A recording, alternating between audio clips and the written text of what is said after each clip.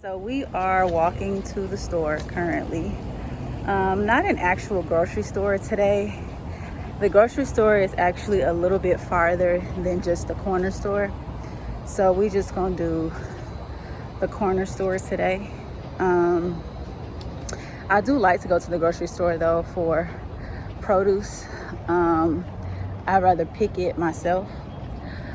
Just to give y'all an update, we are still without power. But I'm focused on where we headed, not where we currently are, while still allowing myself to remain in the present moment, right?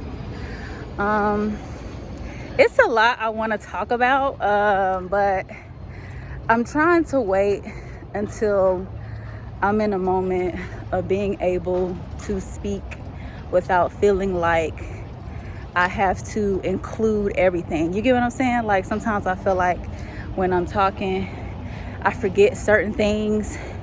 I guess too much of information. It's a lot of information. But anyway, but yeah, we're currently headed to the store to get some things. And then after that, I'm not sure exactly what we're gonna do, but I'll be back. So after we walked to the store, I decided to just come to the gym and work out. It is the last week of July. I started working out last week, so which would have been the third week of July. And my goal is to work out like 5 days a week. In this video, you're seeing me do a different set than what I usually was doing. But I like the exercises that I'm doing in the video right now. This is my first time doing them. And it's specifically targeting back fat and my triceps. So that's usually what I like to focus on. I'm going to incorporate more ab workout, but I already walk for the most part a lot, and I do like to also incorporate walking with a mix of running on a treadmill as well. But I didn't do it today because I had walked already, so I was a little tired. But this is my first time doing these workouts, and I like it for the back fat. I like it. Now you're gonna see where I do the butterfly.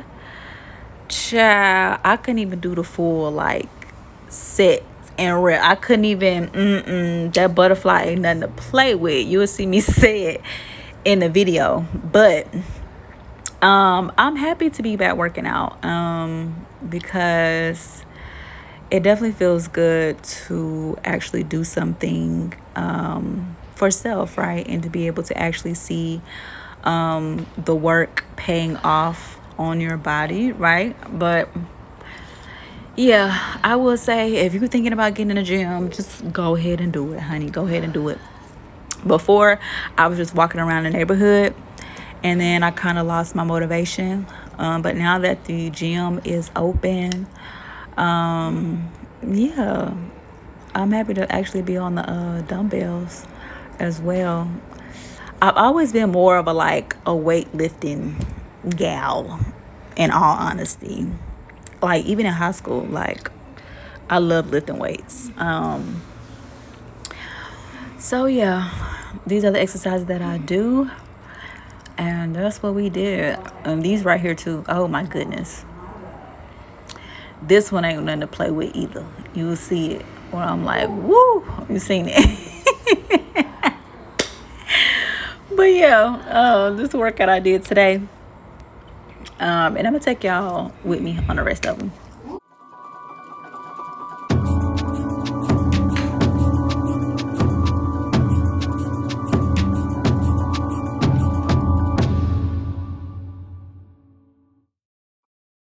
Okay, so I'm back from the gym, but I wanted to talk about they clone Tyrone and the Puss in Boots: The Last Wish.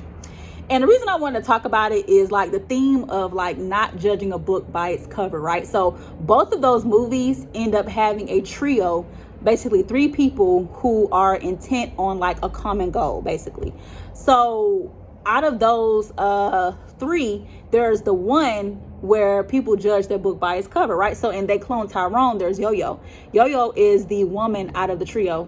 And if you look at her on the outside, right, she's a prostitute. You wouldn't think that she know nothing about nothing, right? But when they went to her grandma's house where she stayed at, you could see that she was really into mysteries, right? Into figuring things out. And the base of that, the foundation of that is curiosity, right? Asking questions, right? And out of all of them, she was the one who was the spearhead for change. Out of the three of them, she was the spearhead for change, right? So what I mean by that is she was like, no, we're not finna assimilate, we're finna annihilate, right? When she tried to rally both of them to like go back to the lab, they went down for it. So she said, you know what, I'm gonna do it myself. Now granted, when she was trying to do it herself, she ended up getting kidnapped because she was trying to put something in the mail, right? But either way, she got it done. She got it done. But anyway, so what I was talking about with what is it? I always forget the name.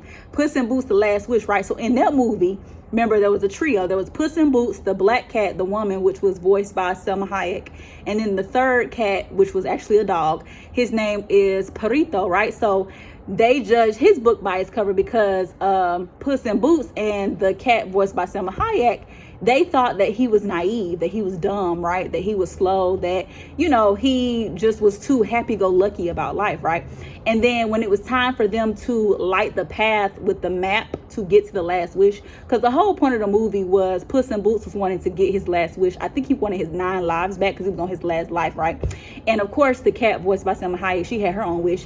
Whereas Perrito, he was just like, I'm alone. I'm here for the adventure. Like, I'm just happy to be here with my friends, right?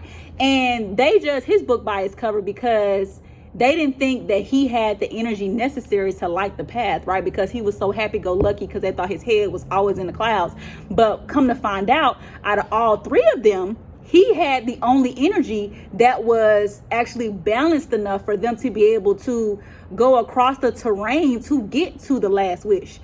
Puss in Boots and Selma Hayek, their energy was so tainted, so weighed down, right, that it would have been dangerous for them to go on their path to get to the last wish. Whereas Perrito, okay, his heart was light, okay? And what was funny about it is throughout them going on the journey to the last wish, right, Puss in Boots and the black cat found out that Perrito had the most traumatic life story out of all three of them, right? And whereas they thought he was dumb and naive, he just understood like finding the brighter side of things, right? And understanding that life is an adventure. Like my guy was living in a basement with, I think he said with the centipedes and what else? The centipedes and I forgot the other animal with the centipedes and some other animal. He was living in the basement and he disguised himself as a cat so that he could get in the house where a puss was to get something to eat. Tell me that ain't innovative, okay? But all in all, okay, what I liked about both of those movies is